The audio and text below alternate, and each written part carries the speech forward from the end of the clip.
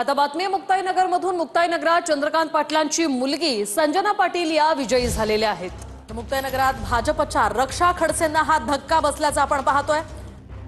चंद्रकांत पाटलांच्या कन्या संजना पाटील या विजयी झाल्यात. आज मुक्ताईनगर नगरपंचायतचा निकाल लागलेला आहे. इथे कौल जो आहे शिंदे गटाला इथे जनतेने दिलेला आहे आणि मला मान्य आहे, कारण की शेवटी या निवडणुकीची जबाबदारी मी घेतली होती, तर नक्कीच पराभवाची जबाबदारी सुद्धा मी घेतली. एक महत्त्वाची बातमी. थोड्याच वेळात मुख्यमंत्री फडणवीसांची पत्रकार परिषद होणार आहे. थोड्याच वेळात मुख्यमंत्री देवेंद्र फडणवीस हे पत्रकार परिषद घेणार आहेत. पत्रकार परिषदेत संपूर्ण राज्यभरात जे घवघवीत यश महायुतीला मिळालेलं आहे त्यावर ते प्रतिक्रिया देतील. थोड्याच वेळात मुख्यमंत्र्यांची पत्रकार परिषद घेणार आहे.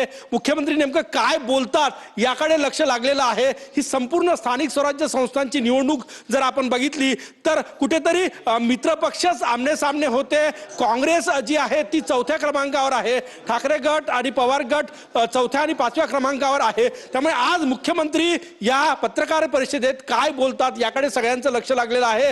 अभूतपूर्व यश आहे. कामठी सारखी जागा जी 40 वर्ष भाजप जिंकू शकला नाही तिथे भाजपला यश मिळालेलं आहे. अजय अग्रवाल निवडून आले. चंद्रशेखर बावनकुळे महसूल मंत्री यांचा मतदारसंघ आहे. त्यामुळे अशा अटीतटीच्या ज्या कधीही काँग्रेसनं भाजपनं जिंकल्या नाही त्या जागांवर भाजपला यश मिळालं. त्यामुळे आता मुख्यमंत्री देवेंद्र फडणवीस काय बोलणार याकडे लक्ष लागलेलं आहे. तयारी जी आहे ती पूर्ण झालेली आपण बघू शकतो. या ठिकाणी मुख्यमंत्र्यांचं शासकीय निवासस्थान आहे. त्याच ठिकाणी थोड्याच वेळात ही पत्रकार परिषद होत आहे.